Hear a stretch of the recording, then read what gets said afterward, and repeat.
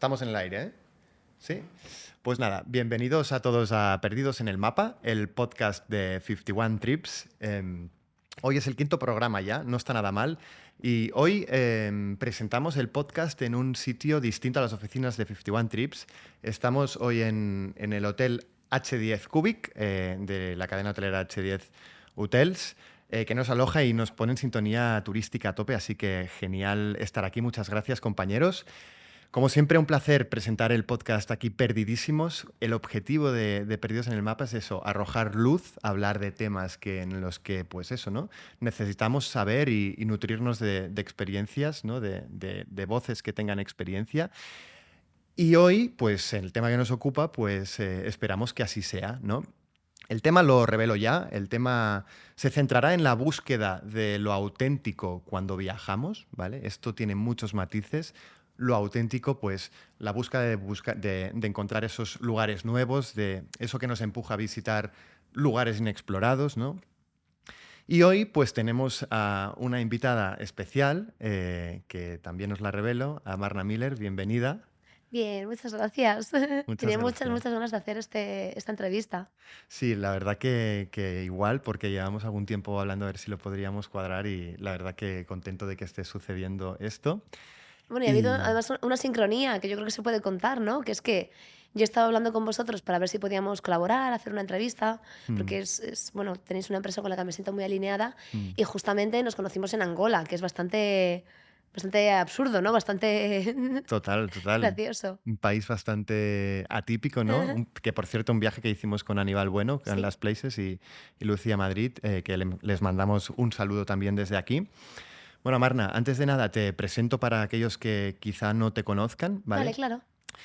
Amarna Miller es una viajera, yo la definiría de pura cepa, porque compartes 5 segundos con ella y ya te transmite, te irradia esa pasión por el viaje, por contar, por compartir. Ella, bueno, sobre todo, pues es fotógrafa y también divulgadora de todo tipo de contenidos de viaje, ¿no? Que pueden ir desde etnografía, ¿no? Más pues contenido histórico, etcétera. Por otra parte, también ahora ha emprendido bueno, tiene una faceta también de empezar a guiar algunas expediciones, ¿no? Por el mundo, países del mundo, a través de Ojo de Nómada, Ujú. que por cierto, el próximo mes de noviembre, que esto es ya, va a realizar un viaje en Sudán del Sur. Efectivamente, con Ojo de Nómada. Del 2 Un, al 14 de noviembre estáis a tiempo para apuntaros. un país del que, por cierto, todo el mundo nos ha hablado brutal. Y luego, bueno, también, aparte de escritora, también destacaría sobre todo una faceta artística. Marna Miller es una artista porque entre otras cosas, lo que haces es narrar, ¿no? y crear unos cuadernos de viaje artesanos que los ves y son como pequeñas obras de arte. Muchas gracias. Y dicho esto, bueno, no sé de todo como te he presentado, ¿con qué te identificas más? Si te sientes más periodista, viajera a secas o artista. Por favor, qué bien, quiero eso todas las mañanas, halagos. Em, ya, me es muy complicado porque siempre estoy metida en muchas cosas, en muchos proyectos. Yo diría que en este momento lo que más orientada y centrada estoy, efectivamente, es en el tema de los viajes. Ujú. Es algo que llevo haciendo toda la vida, pero a nivel usuario, ¿no? O sea, como Mm. para mí. Y hace un año y pico así empecé a darle vueltas a la idea de que realmente me gustaría poder convertirlo en una de mis fuentes de ingresos y que realmente me gustaría hacerlo más a un tiempo más completo, ¿sabes? Ujú. Ahí empieza a surgir la idea de empezar a organizar viajes y también pues otra serie de cosas asociadas, ¿no? Pues desde revitalizar mi canal de YouTube, Ujú. en el cual yo subía contenido de viajes hace unos años, pero que dejé pues un poco en pausa durante un tiempo. Ujú. Y, y bueno, y relacionado con la práctica artística, pues al final yo estudié Bellas Artes y siempre es algo que he estado haciendo de fondo, ¿no? Ujú. Y claro, con los viajes, con la vida nómada, con el estar de aquí para allá, pues al final es muy complicado compaginarlo, porque si tú quieres tener una práctica artística recurrente, tienes que tener material, tienes que tener lienzos, tienes que Claro. tener una serie de cosas que me era muy complicado transportar. Así que hace, sí, pues año y pico, me planté un poco y me dije, a ver, yo no quiero parar de hacer arte, el arte para mí es muy importante. ¿Qué cosas puedo hacer de viaje? O sea, ¿qué formatos me funcionan? Mm. Pues obviamente fotografía, yo hago mucho con cámara analógica Y de ahí surgió un poco la idea de, oye, y si utilizo este gusto por lo analógico, por las cámaras instantáneas, por las Polaroids, para hacer algo un poco más, pues un formato un poco más cerrado. Mm. Y es ahí donde me digo, venga, voy a intentar ponerme como norma el hacerme un cuaderno en cada uno de mis viajes con una serie de reglas, ¿no? Para poder terminarlo antes de llegar a España. Ujú. Y así empiezo a hacer los primeros, que están un poco deslavazados, no tienen mucha coherencia, son más un ejercicio como de, bueno, pues de recuerdo, ¿no? De De memorabilia, recuerdo. casi como un souvenir. Ajá. Y ya los últimos varios, los últimos 7, 8, sí que han sido ideados un poco con la idea del libro de autor, ¿no? De crear Vale. un libro, un cuaderno que sí que tenga algo más que mis propias experiencias pues, personales. Es brutal porque cuadernos de viaje, tripbooks, aquí hay un match muy grande que tenemos, ¿no? Por ejemplo, con lo que es el recuerdo, ¿no? Al final, pues eso, nosotros, por ejemplo, yo hojeaba uno de tus cuadernos de viaje, porque los he llegado a ver en directo, ¿no? Y más allá de lo que es el texto y la foto, ¿no? Pues también dibujas en ellos, ¿no? O, por ejemplo, incluyes elementos de esos países, ¿no? Que de alguna manera yo los veo como cachitos, ¿no? Personales de ese lugar que has visitado. Entonces, aquí yo no sé, sé que lo tienes controlado, que nosotros tenemos una aplicación móvil para viajeros que justamente se enfoca en eso, ¿no? En capturar la esencia del viaje, ¿no? Porque narras tu viaje mientras lo estás viviendo y Mm. luego lo transformas en lo que es un álbum físico de viaje, que es este tripbook que hay aquí sobre la mesa.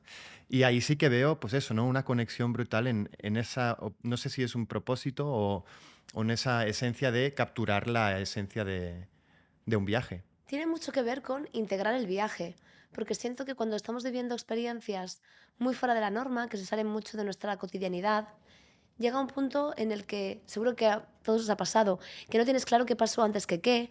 ¿Fue el jueves que fui a ver esta cascada o fue el Ujú, viernes? exacto. ¿En qué lugar conocí a esta persona tan interesante? ¿Aquel animal que vi que me gustó? ¿En qué área del país fue? Llega un punto en el que se emborrona, ¿no? Ujú, Y por una parte yo creo que mi parte más organizada adicta a tener las cosas como muy delimitadas, pues le interesa todo esto de poder recopilar los datos del viaje. ujú, Pero luego también por una cuestión de, pues bueno, pues de mi propia memoria, ¿no? Mi propio recuerdo. Yo a veces lo pienso, los primeros viajes que hice yo no tenía ningún registro, entonces hay muchas cosas que se me han olvidado y detalles que me gustaría saber. ¿Cuánto costaba un café en Tokio cuando yo fui hace ujú. 12 años en comparación con cuánto cuesta ahora? ¿Cuánto me costó aquel viaje? ¿Cuánto me he gastado en viajes en Total. general, Es que es sabes? justo eso, ¿eh? Y ahí de repente me doy cuenta de que existen una serie de motivos o de, bueno, pues de datos que a mí me resultan interesantes cuando viajo y que quiero tener registrados, ¿no? Pues desde Ujú, temas de dinero, obviamente, hasta mapas, mm, sitios por los que he pasado, personas a las que conocí, qué música estaba escuchando, mm, obviamente lo que me pasó cada día, ¿no? Una cuestión cronológica de qué cosas vi, qué cosas me gustaron más, o incluso reflexiones, porque a veces estás de viaje y el viaje al contraponerse tanto con tu día a día, te hace reflexionar mucho acerca de tu normalidad, de las cosas que tú das por sentado. Estás de viaje y tu mente está como muy receptiva ujú, a reflexionar sobre tu propia existencia, ¿no? Por eso hay los viajes que te cambian la vida, tal, mm. pero realmente es muy así. Entonces también quería un lugar donde pudiese tener una recopilación de estas cosas que me parecen importantes. Es eso, ¿no? Que al final volcas un poco todo lo que vas viviendo, ¿no? Y te leí en una publicación algo que me pareció súper representativo, que es que hay páginas de esos cuadernos que son preciosas y otras que no son tan bonitas, ¿no? Que son más feas o menos de esto, ¿no? Y lo veo súper acertado en el sentido de que los viajes son imperfectos, ¿no? No son perfectos. Entonces, no sé si va por ahí. Totalmente. Y también hay un punto como de que para hacer algo, un proyecto que tiene una cierta envergadura, como puede ser pues un cuaderno de viajes, a veces nos da pues una parálisis por análisis, ¿no? Ujú, Empiezas a pensar, ¿cómo lo harías? ¿Sería mejor que esto fuese aquí o aquí? Y te quedas ideándolo hasta el punto en el cual ya el viaje está olvidado y te da igual llevarlo a la práctica. Entonces, yo soy muy de, mira, mejor hacerlo y que no esté perfecto y trabajar desde ese mínimo producto viable hacia arriba a no hacerlo porque me da miedo hacerlo mal, ujú, ¿sabes? total. Y yo creo que aquí hay, sobre todo la gente que no viene de una profesión creativa o de una práctica artística diaria, como que tiende bueno, a caer en esta misma dinámica, ¿no? Como yo no sé de arte, como yo no sé de maquetación, de diseño, de lo que sea, pues mejor no lo hago Ujú. y se queda en mi cabeza. Mm. Y yo, para mí es todo lo contrario, en plan, hazlo y es posible que al principio te salga mal, es muy posible, a no ser que tengas ahí una intuición de la hostia, Sí, pero según vas haciendo cuadernos, según vas pues generando esta práctica, al final entiendes qué cosas van funcionando y cuáles no. Hay un análisis que a veces es consciente y muchas veces es inconsciente. Coges algo y dices, pues puse esta tipografía en negro y claramente no queda bien, pero aquí la puse en amarillo y me gusta. ¿Por qué? ¿No? Y ahí se va generando un diálogo y también un estilo propio, una manera total. personal de narrar lo que estás viviendo. Claro, realmente si pudiéramos ver ahora mismo uno de estos cuadernos, yo creo que la gente te entendería muy bien, te conocería muy bien a ti. Ya no tanto por lo que contienen esos cuadernos, ¿no? Sino por cómo están expresados, ¿no? Y ahí es un poco donde voy. Bueno, esto es. Estamos grabando con vídeo también, pero ahora si nos están escuchando probablemente solo en audio. Vamos a dar paso a una mini sección que le llamamos Trip Book Test, en Ajá. el que de alguna manera nos permite radiografiar al invitado, a la invitada, para conocerte un poquito Ay, más. fantástico, me Así que encanta. son preguntas Rápidas, cortitas, concisas, muy bien. directas. Bueno, a ver, veremos si son rápidas porque al final dan mucho juego, pero a eso vamos, ¿vale? Muy bien, Así avanti. que vamos. Bien, bueno, para empezar, estas preguntas, ¿vale? De alguna manera, todo el contenido que pueden salir de ellas es contenido que podríamos encontrar en un álbum de recuerdo de viaje de 51 Trips, en un tripbook. Así que de alguna manera también se construiría aquí Un pues diálogo. un diálogo, exacto. Así que vamos con la primera. En todos los viajes empiezan por el avión o en general con el avión, ¿no? En un vuelo, cuando hay turbulencias, sean bestias o suavecitas, ¿eres de las que sufre? A mí me da muchísimo miedo, la verdad. Sí, O sea, mira que he cogido vuelos, me sigue dando mucho vuelo los despegues y los aterrizajes. sí. No me escondo, o sea, me sigo agarrando a los reposabrazos. ¿A qué hora te despiertas? Cuando estás viajando, ¿a qué hora te despiertas? Ridículamente pronto para aprovechar al máximo posible las horas de luz y Ajá. también para aprovechar ese momentito de por la mañana en el que está justo amaneciendo y la luz está naranja, que está muy Ujú. bien para hacer fotos. Entonces depende de la hora a la que amanezca en el país, pero fácilmente me puedo levantar a las 6:30. Buah. Sí. Para dormir en zonas salvajes, Ajá. ¿usas mosquitera o relec o las dos? No, no, y debería, porque Mm, además soy un auténtico imán para los mosquitos. ujú. Soy esa persona con la que viajas que se lleva a los mosquitos para que no te piquen a ti. Y yendo al mejor compañero de viaje, compañera, ¿quién es? ¿Quién podría ser tu mejor compañero? Mi mejor compañero de viaje. Mm, Me gusta mucho viajar con mi amiga Celia. Yo creo que ella es mi mayor compañero, mm. o compañera en este caso. Tenemos las dos una práctica artística que entra muy en resonancia, entonces cada una con nuestras cámaras acabamos haciendo proyectitos que están muy guay. Qué guay. ¿Lo más curioso o especial que hayas añadido en uno de tus cuadernos de viaje? En mi cuaderno de Siberia estuve Ujú. viviendo con una comunidad, los Nenet, que básicamente son unos pastores de nómadas, pastores de nómadas, perdón, unos pastores Mm, de renos nómadas vale. que viven como en la tundra siberiana y se mueven en trineos, tienen unas casas como súper interesantes hechas con pieles de reno.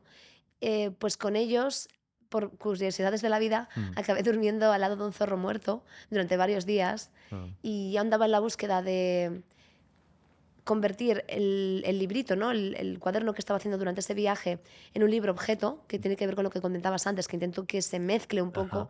lo que es el feeling del país o del lugar en el que estoy con el propio cuaderno de viajes. Ujú, Estaba buscando algo para la portada, tal, no sé qué.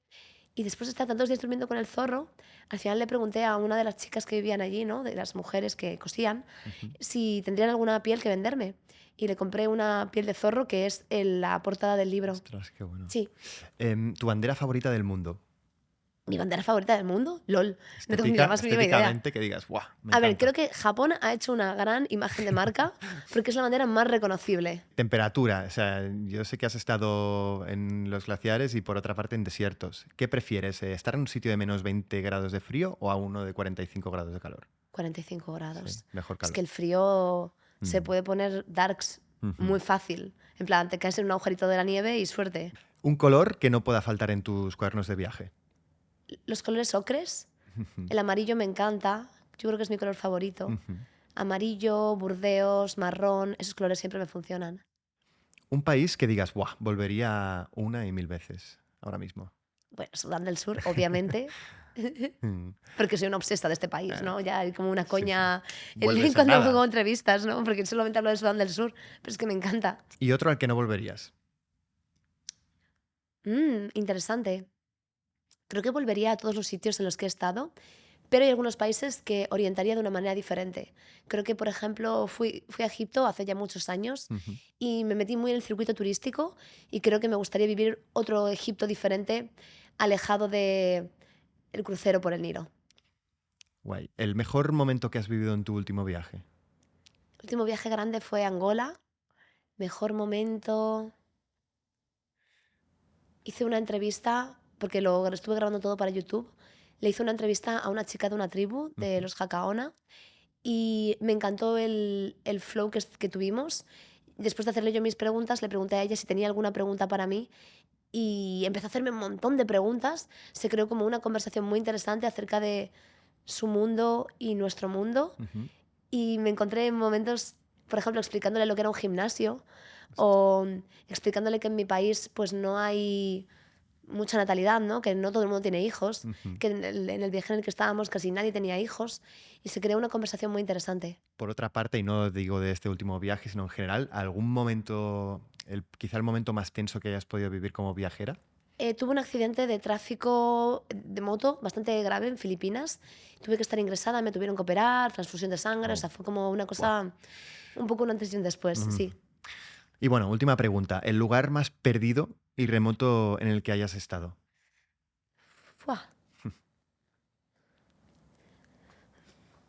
buah, esa es complicada. A ver, probablemente hay zonas de Sudán del Sur en las que me he metido que no hay ni Cristo, o sea, que es una cosa totalmente aislada. Mm. Y también muy probablemente el norte de Siberia. O sea, para llegar hasta donde estuvimos, tuvimos que hacer 12 horas en un camión quitanieves, básicamente. Así que yo creo que eso es bastante remoto. Bueno, pues creo que hasta aquí pues ha quedado bastante radiografiado tu perfil viajero, aunque obviamente hay millones de cosas, pero creo que la audiencia ya puede hacerse una idea bastante aderezada de pues el tipo de vivencias que has vivido. Y bueno, a partir de aquí, pues poco ya introduzco el tema que comentaba al principio, ¿no? Que es la búsqueda de la autenticidad, de lo auténtico cuando viajamos, Ajá. ¿no? En este caso, pues te voy a preguntar, y desde tu opinión personal, cómo lo vives.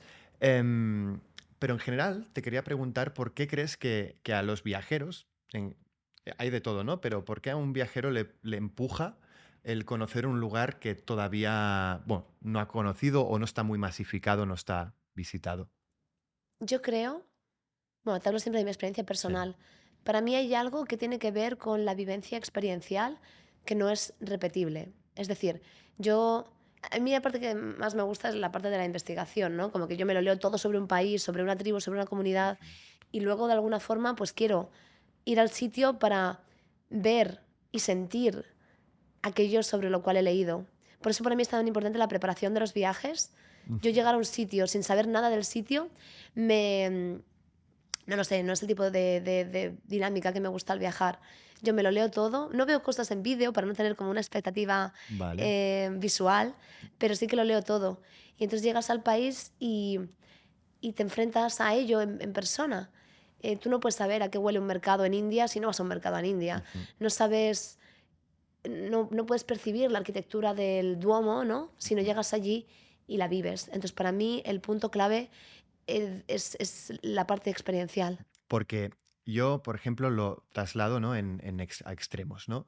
Un sitio como puede ser Menorca, Ajá. en plena temporada alta de agosto de 2023.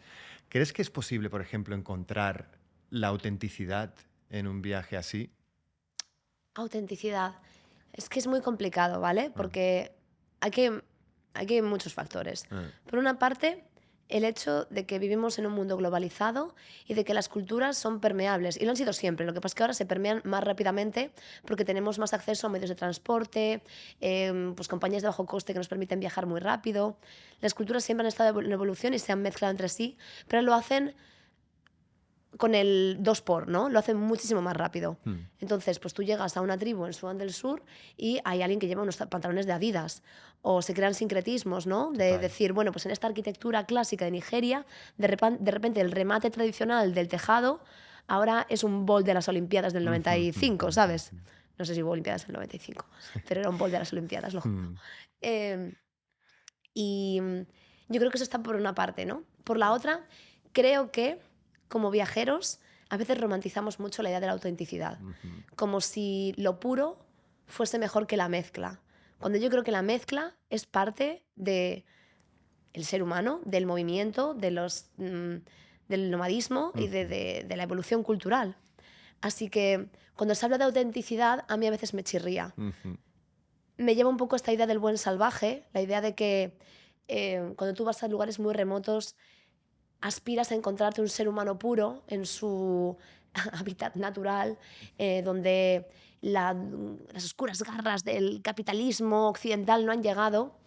Y me parece que eso al final es romantizar e idealizar otras culturas, ¿no? Es como un ejercicio de otredad que a priori parece que está formulado de manera positiva, qué guay, ¿no? Encontrar algo auténtico, pero que en realidad está negando la realidad de la civilización, que es que todo se mezcla. Total. Como decías, ¿no? Al final, en todas las partes del mundo hay una característica permeable, ¿no? De que al final, pues, todo al final se acaba mezclando, ¿no? Total. Y aquí quería ir un poco también a los extremos, ¿no? De que tú, por ejemplo, has visitado lugares remotos, lugares en los que, a ver, un viajero no suele ir, aunque existan circuitos turísticos, ¿no? Como es el caso, por ejemplo, de Chernóbil, ¿no? ¿Vale? Tú Sí, estuviste en Chernóbil justo antes de que estallara la guerra en Ucrania sí. y te quería preguntar por el trasfondo de ese viaje, en tu opinión personal, ¿qué es lo que te movió o empujó a conocer un lugar tan especial como ese? Pues mira, justo con Chernóbil, siendo 100% sincera, tuve mis dudas porque no estoy yo especialmente a favor del dark tourism, ¿no? Lo llaman, Mm, como esta romantización y turistización de lugares en los que ha habido un conflicto. Por otra parte, la verdad es que, siendo 100% sincera, sí. venía de leerme un montón de cosas sobre Chernóbil, de verme la Mm, serie esta que sacaron que fue sí, increíble, brutal. y de repente estaba con muchas ganas de ver en persona aquellas cosas sobre las que había estado investigando. Mm, Daba la casualidad de que por otros motivos tenía que ir a Kiev y fue como, bueno, pues mm, fantástico, me voy para allá y lo veo. No lo sé, mm. yo supongo que el sentido del riesgo varía Sí. mucho, ¿no? Para una persona y para otra. Chernóbil en concreto a mí no me parece un lugar arriesgado, o sea, sinceramente. Ni para la salud, en plan la radiación, por ejemplo, que ibas con medidores, he visto, ¿no? Sí, Pero no. o sea, efectivamente no es como viajar por París, Mm, pero está todo muy, muy, muy gestionado, o bueno, lo estaba, ahora mm, Dios sabe cómo está, ya. pero cuando yo fui estaba todo como muy bien encuadrado para que los niveles de radiación Mm. fuesen bajos, ¿sabes? ¿Y te llegaste a relacionar, por ejemplo, con gente local de ahí? No por el tema idiomático, Vale, sí. Y vale, porque al vale. final tú cuando estás en el circuito, en el tour de Chernóbil, pues tampoco te dejan explorar mucho porque eso sí que puede ser Ujú, peligroso. Tú vale. vas como por unos caminitos, lo puedes ver, pero no puedes tocar cosas. Obviamente no puedes llevarte cosas. Está todo como muy restringido porque puedes liarla. Vale, no, va muy bien conocer esta experiencia. Por ejemplo, igual tenía, al menos personalmente, una imagen un poquito más distorsionada de Chernóbil a día de hoy, ¿no? Igual lo veía como más potencialmente peligroso, sobre todo por el tema de la radiación. Y quería entrar justamente ahí, ¿no? El tema El peligro. del peligro, el componente del riesgo, ¿no? ¿Tú crees que el riesgo, el peligro, puede ser un catalizador a la hora de emprender un viaje? Creo que puede serlo para mucha gente, Mm, no para mí, la verdad. Yo cuando hago un viaje, mi meta, ¿no? Lo que intento conseguir es otra cosa. Lo que pasa es que a veces pasa que esa otra cosa también está relacionada con un cierto nivel de peligro, ajá. pero no es una búsqueda consciente o a propósito de estar en unas situaciones que sean complejas. O sea, de hecho, pues obviamente yo como cualquier persona quiero proteger mi integridad y estar bien todo el rato, ¿no? Y que Sí. sea lo más chill posible. Pero a veces hay cosas que quiero ver que entrañan un cierto nivel de riesgo y ahí pues yo creo que es un poco pues una decisión personal. Yo sé que yo, por mi forma de ser, no, no me siento condicionada por el peligro y cuando tengo miedo, que lo tengo muy a menudo, lo venzo, ¿no? Por Vale. mi forma de ser y los valores que yo tengo. Mm, Hay personas que no les apetece hacer eso y también es totalmente legítimo. sí. También te digo que creo que durante muchos años tuve una visión un poco distorsionada del peligro Ah, y que era mucho más temeraria que ahora, como que me metía en líos mucho más fácil. Cuando tuve el accidente de Filipinas y me rompí el hombro, bueno, me tuvieron que operar, todo esto, para mí eso fue un antes y un después a la hora de bajar el nivel de temeridad, de situaciones innecesariamente peligrosas a las que enfrentarme. ujú. Y desde entonces hasta ahora, lo que yo tengo es la teoría de los peajes, ¿no? Yo asumo que el estilo de vida que quiero tener no es hegemónico y que se sale de los estándares. Y eso conlleva una serie de peajes. Así que lo que hago es asumo las consecuencias. Pienso, pues sí, es posible que alguno de estos viajes o de estas locuras que hago me salga mal y salga mal. Ujú. Así que si ese es el caso, ¿cuáles son los pasos a seguir? Y, pues, por ejemplo, tengo un documento de qué hacer si me muero.